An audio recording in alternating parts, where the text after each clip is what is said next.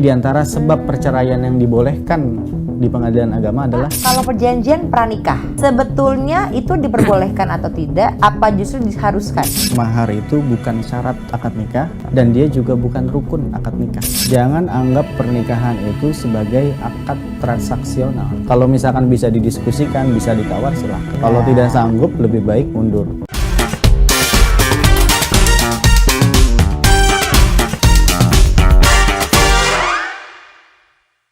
Halo sahabat Kompas TV, ketemu lagi dengan saya Wulan Juliani di Kode Konten Dewasa.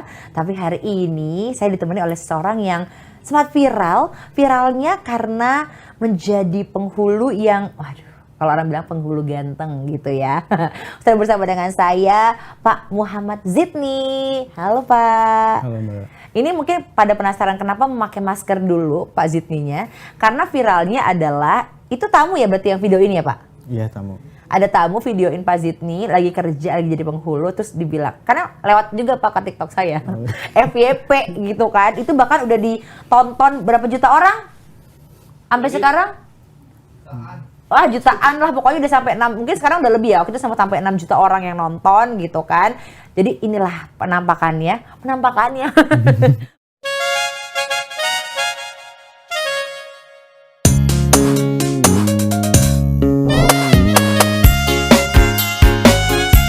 Gimana Pak waktu itu pas viral?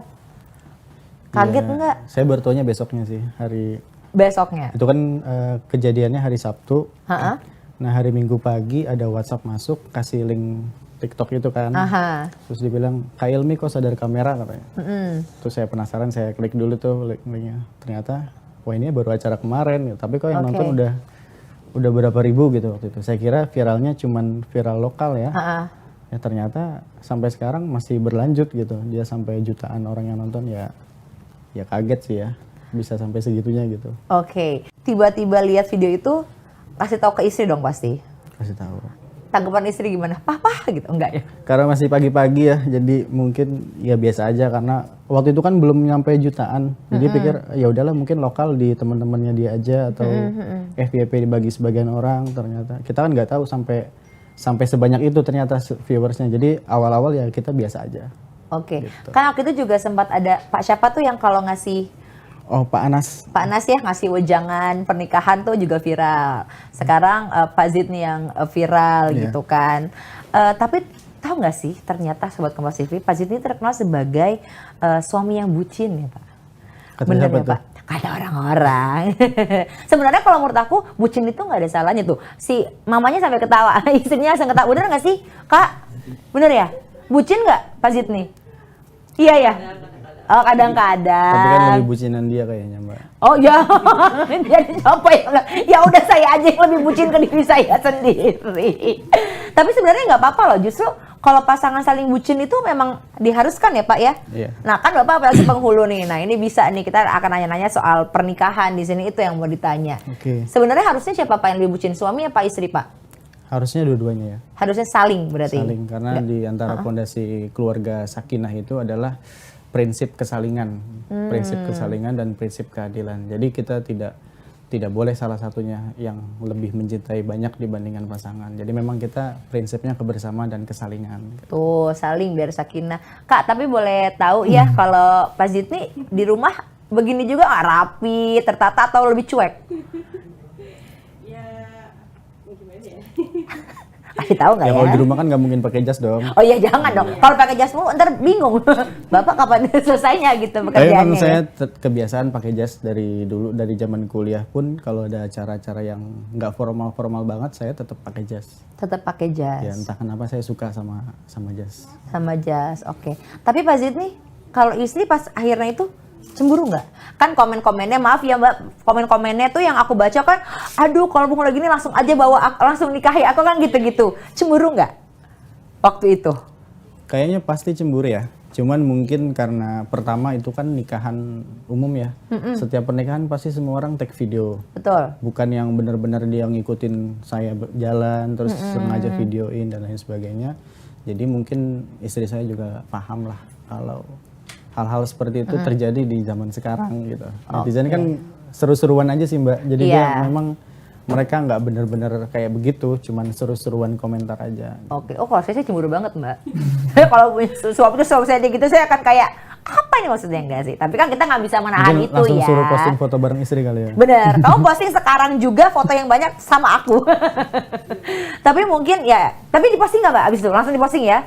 Kebetulan foto terakhir pun memang foto keluarga. Oh, memang foto keluarga. Jadi kebetulan memang Instagram saya waktu itu juga belum private, sempat private, terus lagi dibuka saat viral itu, saya kan pasti apa ya, tahu ya bahwa mungkin akan ada yang tahu akun Instagram saya. Sengaja saya buka karena ya biar netizen melihat secara langsung. Artinya itu kan kalian lihatnya yang pakai masker. Ya. Silakan aja lihat aslinya, nggak apa-apa kok. Dibilang nggak jadi ganteng pun nggak masalah kan gitu.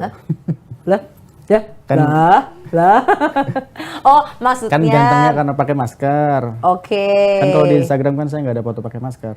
Oh, ya, abis itu terserah netizen. Ya artinya sebetulnya saya ada harapan ya cepat meredup karena tujuan apa bukan tujuan ya, harapan saya sebetulnya sudah cukup tercapai. Di antaranya saya kan ketika Mbak Anggun atau perekam itu izin ke saya tentang video itu, minta maaf, minta klarifikasi, saya berpikir lebih baik di take down atau dibiarkan kan gitu. Tapi saya pikir kayaknya nggak apa-apa dibiarkan juga karena itu juga pertama acara umum, yang kedua mungkin itu menjadi stigma baru di masyarakat bahwa oh ada nih pegawai Kementerian Agama khususnya penghulu yang masih muda dan rapi. Nah itu harapan saya gitu, bukan untuk kepada diri sendiri jadi terkenal dan sebagainya, enggak. Oke. Tapi Pak, saya penasaran, setelah menjadi viral, apakah banyak pasangan yang ingin Bapak menjadi penghulunya? Kemarin ada BIMTEK, jadi saya lagi off dinas kantor, lagi dinas di luar, belajar bimbingan perkawinan selama kurang lebih 1 minggu. Jadi saya belum merasakan tuh yang namanya ada permintaan masyarakat dan sebagainya, belum terasa lah atau belum ada gitu. Tapi berarti sudah berapa kali menikahkan, Pak? Udah sering? Kalau jumlah pengantin yang pernah saya nikahkan mungkin di atas 150 pasang. Udah banyak ya. Ya. Ada nggak sih Pak mungkin cerita, aku nggak tahu ya, apa hanya ada di sinetron, apa ternyata ada di kehidupan nyata gitu. Bapak udah datang, penghulu udah ada, nggak jadi tuh nikahan? Alhamdulillah kalau selama saya bertugas, saya kan juga bertugas baru 1,5 tahun secara resmi, belum ada. Artinya belum ada kendala yang sampai membatalkan akad nikah atau sampai menunda terlalu lama, itu belum ada. 1,5 tahun, 150 pasangan. Banyak ya Pak pasangan yang menikah ya? Kita sebulan itu bisa sampai 20, bisa minimal 15. Satu penghulu ya? Iya, maksudnya dari Bapak aja kan dari 150. Saya mikir berarti kan misalkan di kantor Bapak Jakarta Timur ya? Jakarta Barat. Jakarta Barat. Kan berarti penghulunya nggak cuma Bapak dong? Betul. Ada berapa nak? Misalkan ada 20, ada 8. 20 kali 8, aduh saya nggak usah ngitung ya. Capek. Kebetulan di Kalideres memang termasuk yang jumlah kuantitas pernikahannya banyak di Jakarta. Sebulan bisa mencapai 200. Setahun tuh bisa sampai kadang di atas 2.000 pernikahan. Masya Allah, bener-bener deres itu kali. Hanya di Kecamatan Kalideres. Deres banget nih ya, bener. Pas sama namanya Pak, bener. Bener Pak ya. Tapi kalau dari cerita teman-teman yang lain pernah ada Pak yang kayak gitu? Entah tidak jadi atau entah kenapa gitu? Pernah ada yang batal. Pernah juga kejadian ketika hari H pernikahan, kebetulan waktu itu sudah selesai akad nikah, ternyata masih ada istri lamanya yang mendatangi ke KUA bersama kuasa hukum, karena dia menceraikan tanpa sepengetahuan istrinya. Jadi si laki-laki ini dia mengajukan mentalak di pengadilan, tapi istrinya terlambat tahu gitu. Jadi baru tahunya ketika si suami itu menikah lagi. Lah kok bisa Pak? Bukannya harusnya kalau bercerai itu ada apa tuh namanya? Sidangnya? Betul. Tapi kan ketika persidangan itu dinyatakan salah satu pihak tidak hadir ataupun goib, dia bisa saja hakim memutuskan.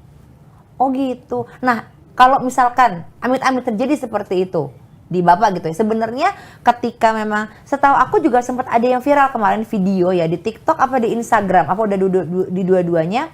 Jadi ceritanya si istrinya ini datang ke pernikahannya si mantannya ini, ngegerebek lah istilahnya gitu ya.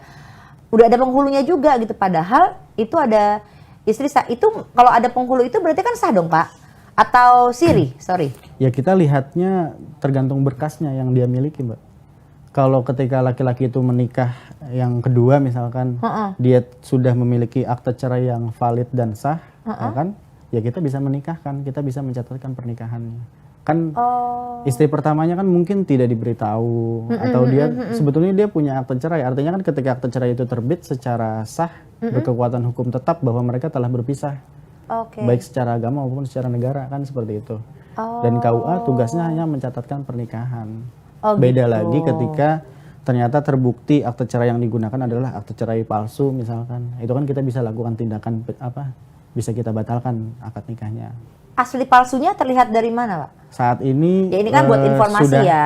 Untuk 2020 ke atas kita sudah bisa validasi kok. Ada website Badilak, ada bahkan ada kita bisa cek nomor putusannya, kita sesuaikan putusan yang ada di website dengan putusan yang mereka bawa, itu bisa ketahuan. Palsu atau asli. Jadi ini untuk para calon-calon pengantin ya, sebelum kamu melangkah, cek dulu gitu ya, Pak? Iya. Maksudnya yang mungkin pasangannya sudah pernah gitu ya, mau itu suami ataupun istri gitu ya, bisa dicek keabsahannya lah istilahnya gitu sebelum menikah. Berarti tugasnya, tapi sebenarnya tugas penghulu tuh apa aja Pak? Mungkin selain menikahkan ya? Selain menikahkan. Kalau berdasarkan amanat Peraturan Menteri Pendayagunaan Aparatur Negara, tugas penghulu pertama seperti saya aja ada 27 butir tugas. Jadi memang yang terlihat di masyarakat kan kita datang nikahin pulang. Datang nikahin pulang. Tapi faktanya kita diamanatkan 27 butir tugas dan 13 diantaranya memang berkaitan erat dengan pernikahan. Mulai dari pemeriksaan berkas yang masuk, kemudian kita melaksanakan penasehatan calon pengantin, kemudian pemeriksaan wali nikah, memberikan khutbah nikah bahasa Arab, atau menerima taukil wali dari wali nikah, sampai memandu pelaksanaan akad nikah, itu ada 13 tugas. 13. Nah sisanya kita juga ada tugas lain Mbak, seperti membina manajemen kemasjidan, membina pembinaan nazir wakaf, ya kan, berkaitan dengan wakaf, pembinaan zakat infak sodako, membangun desa binaan keluarga sakinah, sampai kita juga bekerja atau berkoordinasi lintas sektoral berkaitan dengan pernikahan siri dan buku nikah palsu. Ada juga hisab rukyat, kemudian pengukuran arah kiblat, manasik haji. Pokoknya banyak, ada banyak ya Pak, itu aja Bapak udah 20-an tuh kayaknya. Saya tadi hafal loh dia loh tugas-tugasnya ya. Pak, kalau tadi kan saya sempat nanya, pernah nggak ada pasangan yang hari H batal, amit-amit gitu ya. Kalau ada nggak Bapak menghadapi pasangan yang saking grogi, satu kali belum sah, sampai sah bisa tuh? Boleh. Oh boleh, soalnya saya tahu ini ya, maaf ya, karena saya orang awam gitu, makanya saya tanya. Apakah, karena yang ada orang bilang 3 kali, habis 3 kali nggak boleh lagi, ganti hari gitu. Ganti hari lagi. Salah? Ya karena itu kan kita juga perlu menghormati ya. Ada pemahaman yang berdasarkan dari pemahaman agama, tapi mereka ditambahkan dengan kehati-hatian atau istilahnya mah ikhtiyaton. Jadi kan kayak semacam contoh ijab kabul si mempelai laki-laki harus saat itu juga menjawab. Betul. Nggak boleh ditunda 1-2 detik pun, kan ada seperti Pokoknya itu. Begitu jeng-jeng langsung aja nyonya gitu. Dia bengong sedikit pun harus diulangkan seperti itu. Tapi kita prinsipnya tetap menghormati. Gitu. Karena sebetulnya ketika ijab dan kabul, ketika wali nikah selesai menyatakan ijabnya, si laki-laki menerima dengan saya terima, selesai sebetulnya. Nah, kan gitu. Tapi kan sebagai bentuk kehati-hatian harus dipanjangkan, harus dijelaskan saya terima nikahnya dan kawinnya. Gitu. Takutnya saya terima apa saya ya? Nanti bingung yang diterima apa sebenarnya. Betul. Gitu ya kan. Tapi secara sah atau tidak sah, ketika dia menyatakan saya terima, sah akad nikahnya. Berarti apa yang ngebuat tidak paling sah, Pak? Kalau saya boleh, maksudnya gini, kan orang ada yang bisa bilang nggak sah karena nggak satu nafas. Lah kalau nafasnya pendek kita kan nggak tahu, misalkan. Nah, salah satunya dia ada yang namanya fasil atau kegiatan lain diantara ijab dan kabul. Misalkan wali nikah sudah menyatakan saya nikahkan dan saya kawinkan kepada engkau anak kandung saya yang bernama Fulana binti Fulan dengan mas kawin sekian dibayar tunai.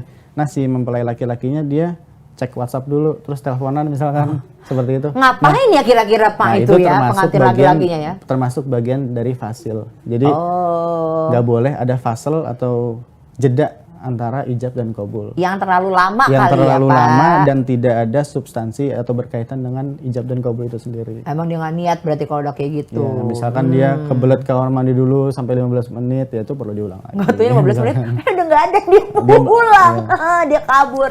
Atau dia qabulnya yang yang bertentangan dengan akad nikah. Seperti apa tuh Pak? Misalkan contoh bapak ini menikahkan anaknya yang bernama Fulanah, tapi dia nerimanya pengennya anaknya yang satu lagi, kan kan bertentangan dong. Bisa tuh gitu Pak? Ya tidak bisa gitu makanya. Oh, misalkan bapaknya punya 2 anak. Ya harus diulang. Nah untuk 2 anak ini si wali nikah harus menyebutkan nama secara jelas. Nama yang paling jelas. Apabila ada kesamaan nama misalkan. Misalkan contoh nih dia punya 2 anak perempuan, bukan kesamaan nama, kesamaan jenis kelamin. Iya. Bapak ini punya 2 anak perempuan yang belum menikah. Ketika ijab kabul dia bilangnya saya nikahkan dan kawinkan kamu kepada anak saya. Dengan mas kawin sekian dibayar tunai. Nah kemudian laki-laki itu nerima, itu akadnya batal. Oh gitu. Kenapa? Karena anaknya ada 2. Anak si bapak itu ada 2. Anak yang mana yang dinikahkan sama si Jadi bapak? harus pakai namanya. Ya, salah satu kenapa namanya disebutkan untuk menghindari Oh gitu. Nah kemarin waktu berarti kan 1,5 tahun berarti sempat mengalami pandemi juga ya Pak ya? Ya dari awal saya udah pandemi. Nah itu kan sempat ada pernikahan virtual. Belum? Tidak boleh.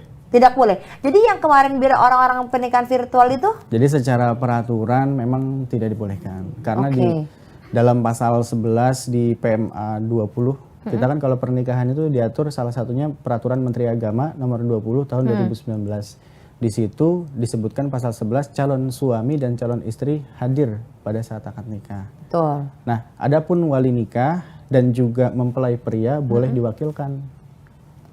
Contoh, perempuan ada di Jakarta, calonnya juga ada di Jakarta, bapaknya ada di luar kota. Bapaknya mungkin udah sakit, udah tua, dia tidak bisa hadir, dia boleh ke kawas tempat menyatakan ikrar taukil wali bil kitabah. Dia taukil wali, nanti walinya dilaksanakan sama penghulu atau keluarga yang ada di Jakarta. Oh, wali hakim. Jadi virtualnya bukan virtual yang benar-benar virtual gitu loh. Dia harus tetap dalam satu majelis. Iya, jadi intinya tuh bukan begini loh ya, sahabat TV. Ini layar. Ini penghulu, ini calon pengantin pria, pengantin wanita, terus ini bapaknya gitu. Tempatnya beda-beda. Nah, itu virtual, enggak begitu.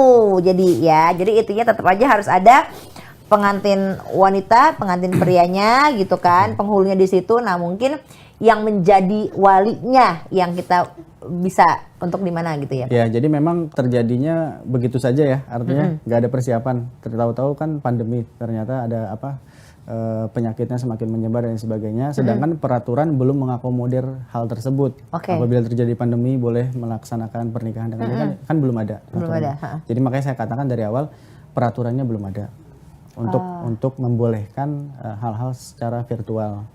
Karena kan ini untuk penjaminan perbuatan hukum ya. Kalau virtual kan mungkin videonya akan hilang. Betul nggak? Iya, betul. Videonya akan hilang atau mungkin ada sejenis aplikasi yang merubah wajah wali nikahnya menjadi orang lain. Kan itu sangat mungkin terjadi. Iya, betul, nah, makanya Kementerian Agama belum mengakomodir hal tersebut gitu. Jadi memang harus masih ada ya. Nah, adapun mungkin sempat terjadi, saya juga sempat dengar beritanya, misalkan perempuannya dinyatakan COVID, contohnya kan seperti itu, dia ada di Wisma Atlet harus karantina. Nah, itu kan kita mengupayakan yang namanya darul mafasid muqaddam ala jalbil masolih. Jadi dia menghindarkan kemudorotan, kita menghilangkan keburukan atau peluang potensi bahaya, dikedepankan, didahulukan dibanding untuk jalbil masolih, untuk mendapat kemaslahatan. Hadirnya si perempuan pada akad nikah kan sebetulnya maslahat. Iya. Artinya dia tahu pengen dinikahkan, dia juga tahu calon suaminya betul adalah si laki-laki tersebut. Nah, tapi kalau dihadirkan justru akan berpotensi menyebarkan virus. Nah, solusinya di Perdirjen 473 ada dokumen yang dinamakan surat persetujuan mempelai. Jadi sebetulnya kalau dibilang sah, dia sah secara agama. Karena yang diharuskan hadir adalah 4 pihak. Dalam kitab Kifayatul Ahyar, dia disyaratkan hadirnya 4 pihak atau 4 orang. Hadirnya hudurul wali, kemudian hudurul zauj atau si mempelai pria, dan hadirnya 2 orang saksi. Jadi secara hukum agama itu tetap sah. Betul. Nah, Karena si perempuan ini digantikan dengan surat persetujuan mempelai yang sudah ditandatangani. oleh mereka. Ya, gitu jadi kan ya. berarti si perempuan sudah menyatakan keridoan dan kerelaannya untuk dinikahkan Nikahkan. oleh laki-laki tersebut. Itu yang orang bilang sebenarnya pun kan ada tuh wanita atau calon mempelai wanitanya yang memang ketika akad dia nggak di situ, nggak di meja itu. Iya, Dia sama. di dalam dulu, misalkan nanti begitu setelah akad dia baru keluar. Itu kan Iya, sebenarnya sama. mungkin hampir sama lah ya Pak. Sama halnya. Ya, sama hal seperti itu. Pak, kalau penghulu itu semua harus laki-laki ya Pak? Saat ini ya, Iya, tapi ada nggak sih memang itu persyaratannya penghulu harus laki-laki atau sebenarnya bisa perempuan? untuk saat ini belum. Kan perempuan menikah harus ada wali nikah. Itu pertama. Ketika wali nikahnya habis atau ada hal-hal lain yang menyebabkan wali nikahnya harus dilaksanakan oleh wali hakim, peraturan kita saat ini wali hakim itu dijabat oleh kepala KUA. Dan dalam keadaan tertentu boleh diturunkan tugasnya atau diwakilkan oleh penghulu. Nah, sekarang bagaimana kalau penghulu itu perempuan? Ketika dia harus dinikahkan oleh wali hakim, sedangkan si penghulunya yang menjabat penghulu tersebut adalah perempuan. Bingung. Bagaimana mau sahnya pernikahan kan seperti itu. Oke, baik. Jadi Begitu belum juga ya. intinya banyak faktor lah yang masih menguatkan posisi penghulu harus diisi oleh seorang laki-laki. Laki-laki. Karena kan misalkan dia menerima taukil wali dari bapaknya, bapaknya misalkan nggak sanggup untuk ijab kabul secara langsung, minta diwakilkan ke penghulu. Lalu kalau penghulunya perempuan, bagaimana dia bisa menerima taukil? Iya, dari walinya? contohnya di perempuan. Ya, seperti itu. Oke, baik. Nah, Pak, kalau perjanjian pranikah, Oke. sebetulnya itu diperbolehkan atau tidak? Apa justru diharuskan? Diperbolehkannya dalam sisi agama atau peraturan hukum positif? Dua-duanya boleh dijelasin, Pak, biar mengerti. Ya jawabannya jadinya. dua-duanya boleh. Oh iya, di Bapak saya kira beda. Kirain beda ya? Kalau beda jelasin dua-duanya katanya sama ya. Gimana Pak? Boleh ya? Boleh ya? Boleh, Pak. Ya kalau dari perspektif hukum agamanya dulu ya. Jadi perjanjian perkawinan ini dibolehkan dengan syarat dia tidak bertentangan dengan substansi dari akad nikah. Oke. Karena kan dikatakan al-muslimuna inda syurutihim. Bahkan Al-Quran itu ayat terpanjang dalam Al-Quran adalah ayat Al-Baqarah 282 yang isinya adalah tentang hutang piutang. Jadi di sini kita bisa melihat, bisa mengambil ibrah bahwa sebegitu besarnya Islam memerhatikan setiap detail aspek kehidupan manusia sampai yang berkaitan dengan perjanjian. Artinya Islam sangat menghormati perjanjian, sangat menghormati syarat-syarat yang diberlakukan atau yang disepakati oleh kedua belah pihak. Jadi selama syarat itu disepakati, tidak bertentangan dengan tujuan pernikahan, boleh atau sah. Termasuk dalam hukum positifnya. Nah, ada yang menarik dulu. Undang-undang pernikahan nomor 1, kan kalau pernikahan diatur undang-undangnya salah satunya dengan Undang-Undang nomor 1 tahun 1974. Di situ dinyatakan perjanjian perkawinan boleh dilakukan atau boleh dibuat sebelum atau saat pernikahan itu dilangsungkan. Oh, berarti saat pernikahan dilangsungkan pun juga boleh? Iya, boleh. Artinya mungkin sebelum ijab dan kabul dia ada perjanjian perkawinan, mungkin menyerahkan dari notarisnya, itu boleh. Tapi setelah ijab kabul tidak boleh lagi. Oh ya Dulu. udah, ya kan udah nikah. Dulu tahun Undang-Undang 1 1974 dulu. Tapi sejak 2015 ada putusan Mahkamah Konstitusi kalau nggak salah nomor 69 tahun 2015 itu menambahkan pasal atau menambahkan kalimat perjanjian perkawinan dapat dibuat sebelum, saat dan setelah dilangsungkan pernikahan selama masih dalam ikatan perkawinan. Oh, tapi mungkin kalau setelah pernikahan nggak bisa dibilang pranikah dong, perjanjian pernikahan. Perjanjian perkawinan. Karena namanya juga bukan perjanjian pranikah di undang-undangnya, perjanjian perkawinan. Oh, memang namanya perjanjian perkawinan. Jadi nggak ada yang namanya perjanjian pranikah. Sebenarnya memang perjanjian perkawinan. Ya kalau itu dilaksanakan sebelum nikah berarti dia otomatis namanya perjanjian pranikah. Oh, tapi Gitu. setelah ya perjanjian perkawinan gitu. Gitu. Pak, ini kan kita nggak usah nyebut nama ya gitu. Tapi kan ada beberapa artis yang mungkin di luar sana juga sebenarnya banyak juga gitu orang yang mungkin menikah tapi tersandung restu orang tua. Oke, baik. Nah, kalau seperti itu gimana sih Pak sebenarnya? Restu ayahnya ya. Iya, Misalkan orang tua.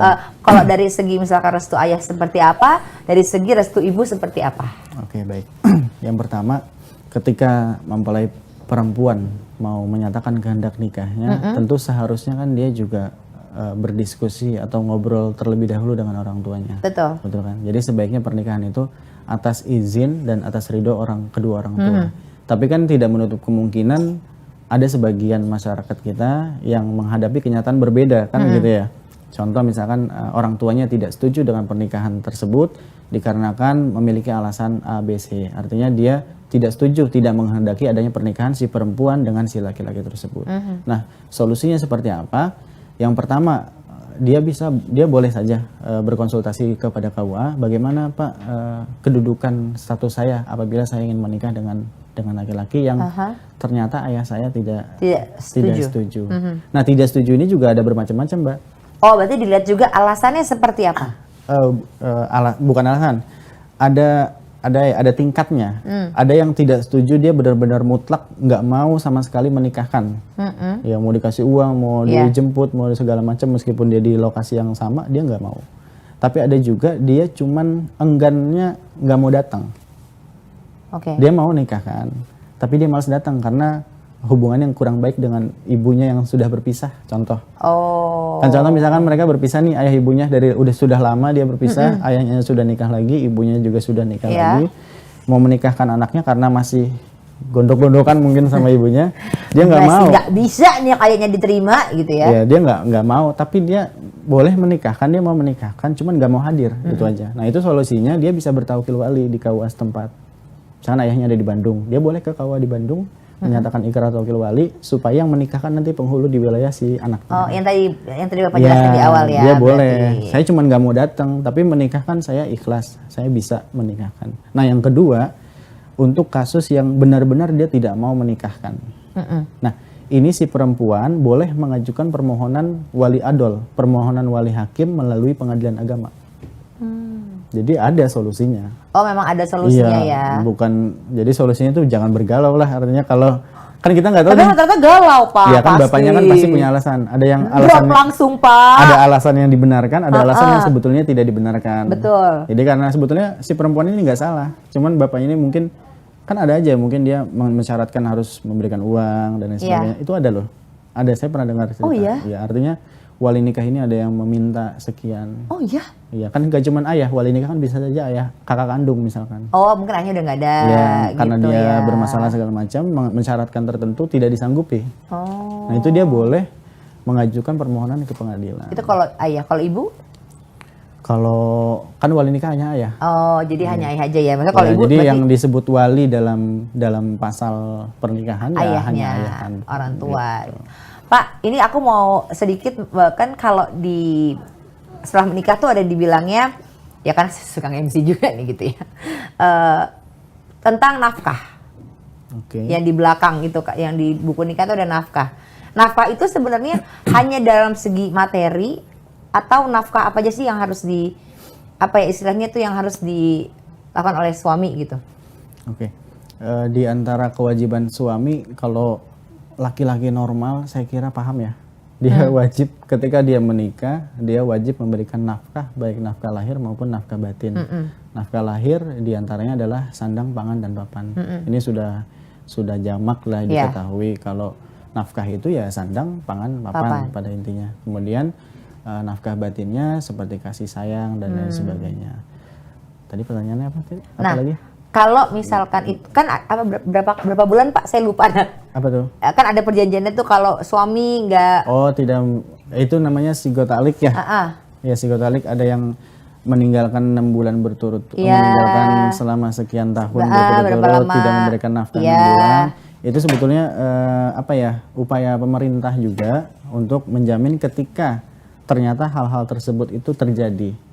Jadi diantara sebab perceraian yang dibolehkan di pengadilan agama adalah melanggar sigotalik talak tadi. Oh, kalau ada yang dilanggar dari sang suami, kan iwatnya juga hanya 10.000 kan? Iya betul. Coba bayangkan kalau pemerintah tidak mengatur 10.000, bisa aja si suami minta iwatnya lebih dari 10.000. Ya kan, sebagai pengganti ketika si istrinya menggugat.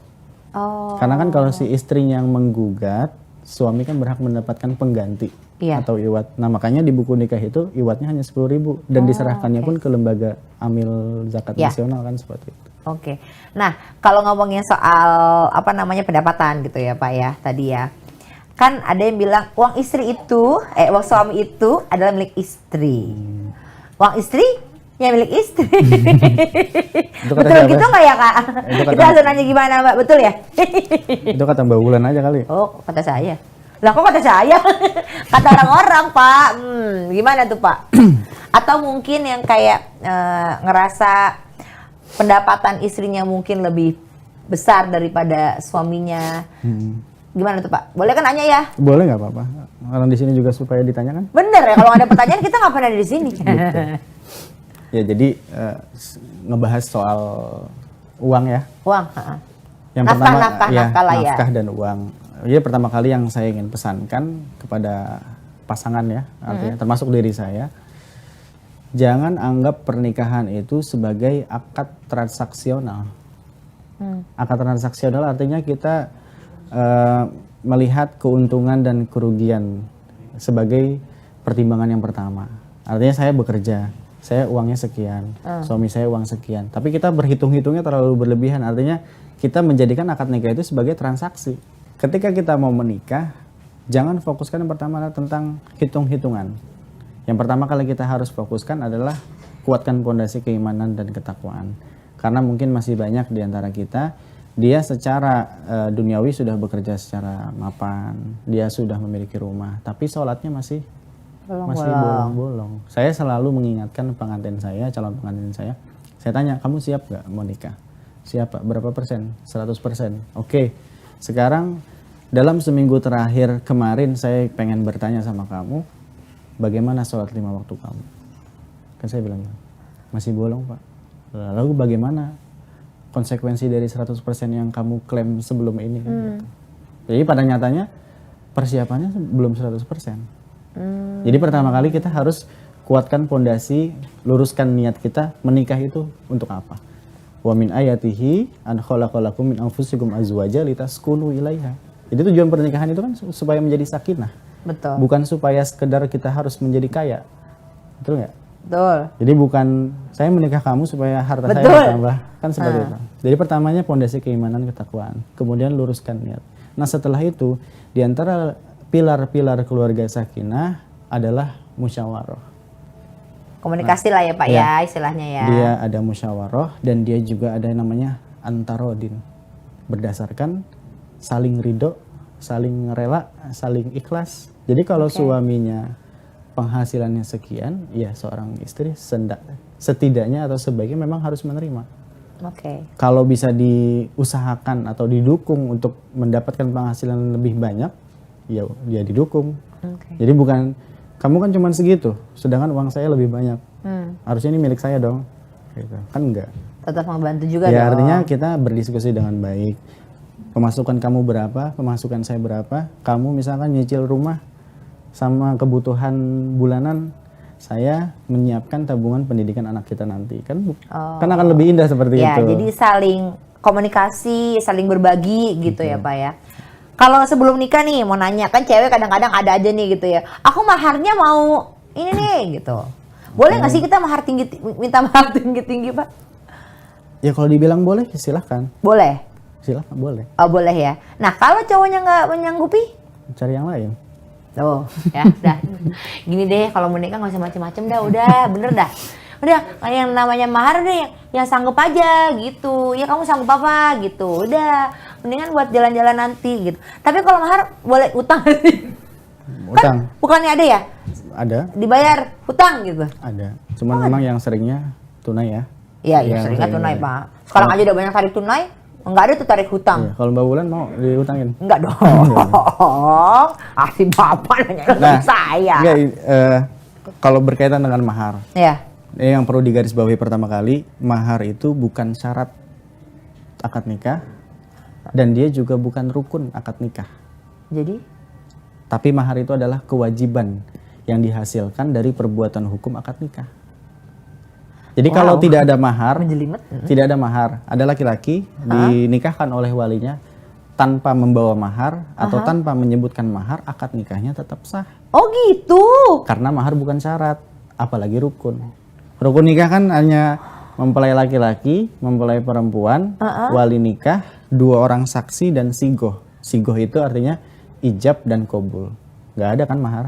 Nggak ada. Ya, berarti mahar pertama kali harus kita garis bawahi dia bukan syarat dan juga bukan rukun, melainkan kewajiban yang harus dibayarkan oleh suami kepada istrinya. Tetap harus ada, tapi dia sebagai kewajiban. Bukan sebagai ajang untuk minta tinggi-tinggian gitu ya Pak ya? Ya boleh-boleh saja. Namanya perempuan kan pertama mahar bukan syarat dan rukun. Maksudnya Pak? Yang kedua Maksudnya apa? mahar itu kewajiban. Oke. Yang ketiga mahar mutlak hak seorang istri. Oke. Jadi dia boleh-boleh saja ketika dia menginginkan mahar sekian juta Boleh. atau menginginkan mahar mobil. Emas berapa kilo gitu Silahkan. Tapi kan sekarang kita tanya si laki-lakinya sanggup Sanggup atau atau tidak. enggak. Kalau tidak sanggup lebih baik mundur. Kalau misalkan bisa didiskusikan, bisa ditawar silahkan. Oke. Nah, masalah apakah boleh hutang? Jawabannya boleh. Oh boleh Pak? Boleh. Pak boleh sambil dinikmati? Ini juga boleh Pak Boleh. dinikmati loh Pak. Iya, Maaf ya terima Pak. kasih. Oh boleh Pak? Saya minum dulu ya. Boleh Pak, aus kan? Bapak udah jelasin panjang lebar loh. Saya juga. Jadi demen nih jadinya. Jadi boleh hutang ya Pak? Mahar boleh hutang. Ibnu Qudamah mengatakan ya juzu ayakuna sodak. Sodak itu mahar atau nihlah atau faridoh. Disebutkan kata-kata lain, intinya semuanya adalah mahar atau mas kawin. Ya juz ayakuna sodak, dia muajjalan wa muajjalan. Oke. Muajjalan itu dia disegerakan atau kontan atau cash tunai. Atau Wa muajjalan pakai hamzah atau ditangguhkan. Boleh ditunaikan secara keseluruhan, boleh ditangguhkan secara keseluruhan. Wa ba'duhu muajjalan wa ba'duhu muajjalan. Boleh juga sebagian ditunaikan. Misalkan mahar 10 juta sepakat. 5 juta dibayar tunai, 5 jutanya ditangguhkan atau terhutang. Oh, Jawabannya transfer. Jawabannya boleh. Oh, Yang penting boleh. si istrinya ridho kalau mau dihutangkan. Kan Ingat seperti ya, itu. yang penting ridho. Tapi jangan sampai setelah ini akad nikah di Indonesia semuanya pada hutang. mau Ya ikut-ikutan jangan gitu. aduh. Jadi salah nih. Intinya ya selama masih bisa, ngapain sih selama lagi bisa harus berhutang ya Pak. Hutang Iya. aja kalau bisa jangan Apapun sampai. kan dalam hadisnya juga dikatakan iltamis walau khotaman min hadid. Jadi mintalah mahar dari calon suami kamu atau dari suami kamu meskipun mahar itu berbentuk cincin dari besi. Ya. Artinya berapapun selama kamu ridho mintalah mahar Minta aja. tersebut. Jangan tidak kecuali dalam keadaan tertentu memang dia harus berhutang ya nggak apa-apa. Selama istrinya ridho. Tapi kalau itu boleh dijual ya Pak? Setelah menikah. Tadi yang saya poin ketiga, mutlak hak seorang istri. Jadi boleh. Iya, jadi itu sudah menjadi kewenangan mutlak. Dia boleh bertasarruf, dia boleh melakukan transaksi dari mahar yang dia terima. Jadi bukan berarti mahar itu nggak boleh diapa-apain sampai dia nenek-nenek gitu kan. Misalkan dapat mahar sekian juta atau emas, itu harus dipajang aja sampai Terus seumur aja hidup. ya. Karena dia berpegangan nggak boleh dijual kan seperti itu. Padahal nggak, Ya, itu kalau tidak misalkan, mutlak ya. misalkan keadaannya ketika menikah tahun pertama, tahun kedua, suaminya pemasukannya sedang-sedang aja. Tapi suaminya menemukan peluang bisnis misalkan. Oke. Betul nggak?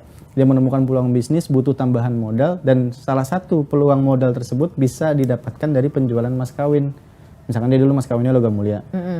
Nah, dengan menjual mas kawin istri itu ridho, bisa jadi kan itu menunjang potensi pemasukan mereka berdua. Iya, coba tahu malah nanti jadi lebih banyak lagi rezekinya. Iya kan seperti itu. Artinya gitu ya, kita juga tidak terlalu kaku. Yang penting kuncinya si istri ridho Pak. Oke. kalau mau menjual mas kawin. Oke Pak, terakhir nih ya sebelum kita menutup ini, karena udah ada banget kan, ya kan? Jadi dengarnya udah jelas nih ya. Mungkin untuk pasangan-pasangan yang akan menikah, Bapak ada pesan-pesan apa gitu supaya mungkin mereka, kadang kalau orang mau menikah itu Pak sebagai seorang penghulu tapi ya maju mundur.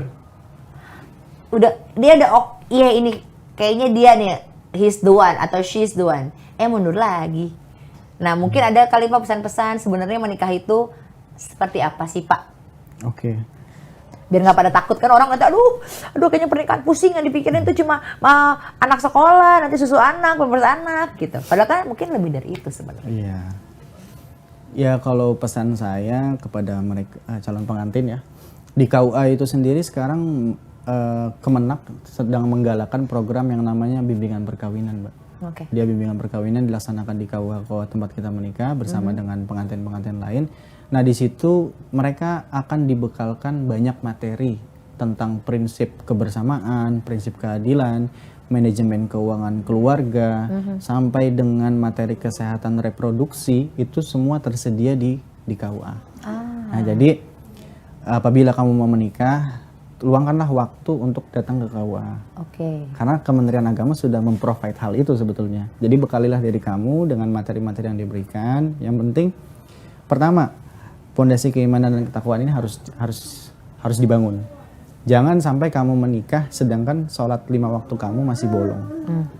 Kenapa? Karena ketika nanti menikah berjalan ada masalah dan lain sebagainya, sekaya apapun kamu nanti, ketika sholat kamu masih bolong, pasti saya yakin akan ada kehampaan di hati dia. Jadi tujuan pernikahan itu kan sakinah. Betul. Bagaimana mau sakinah kalau masih ada kehampaan di hati kita, kan seperti itu. Jadi pertama, iman dan takwanya dikuatkan, sholatnya yang pertama. Kemudian yang kedua, belajarlah untuk menerima kekurangan dan mensyukuri kelebihan pasangan. Yang ketiga, ini teori dari saya ya. Iya, iya. Teori dari saya artinya pernikahan itu pasti mau nggak mau kamu akan menemukan masalah atau ujian. Jadi masalah itu pasti ada. Itu sudah fakta umum ya. Ada yang masalahnya muncul dari awal pernikahan, contoh masalah persiapan uang hajatan. Ya. Sudah timbul kan masalah. Betul. Atau masalahnya timbul sesaat setelah akad nikah. Misalkan tinggalnya di rumah mertua, ya. ada kan seperti itu. Atau yang timbulnya nanti setelah mereka punya anak, kesulitan ekonomi dan sebagainya. Artinya prinsipnya adalah kamu pasti akan menemukan masalah-masalah tersebut. Jangan kaget. Jangan Takutnya kaget. ayam. Ya intinya ketika kamu menikah, kamu sudah tahu ke depan saya akan bertemu dengan masalah. Ketika masalah itu datang, ketika kamu berkonflik dengan pasangan, jangan jadikan kamu versus pasangan kamu. Jadikanlah kamu dan pasangan kamu versus masalah. Jadi kan kita poin lawan kita sudah jelas ya. Bukan ketika saya sama istri bertengkar, saya harus menang atau dia harus menang. Enggak. Tapi saya dan kamu harus menang lawan masalah yang kita hadapi bersama-sama, kan seperti itu. Keren banget ya. Untuk para pasangan, calon pasangan ya, diperhatikan baik-baik yang poin yang tadi, yang namanya di pernikahan emang akan selalu ada masalah ya kan, nggak mungkin nggak ada. Kita hidup aja ada masalah, apalagi kita punya pasangan gitu kan, dua kepala. Tapi jadikan dua kepala ini bukannya untuk saling bertengkar, tapi dua kepala ini jadi satu untuk menyelesaikan sebuah masalah. Oke, terima kasih sekali lagi ya Pak sudah mau hadir ke sini. Mudah-mudahan makin sukses, mudah-mudahan semakin banyak orang-orang yang Bapak nikahkan tuh menjadi keluarga yang sakinah mawaddah warahmah. Ya, amin. Gitu, amin. Dan Sobat Tukosvi juga terima kasih sekali. Jangan lupa ya di like, comment, subscribe ya. Pokoknya di share juga yang banyak. Mudah-mudahan kali ini bermanfaat untuk kita semua ya. Kalau gitu saya Wulan Jilani. Kita ketemu lagi di kode berikutnya. Dah.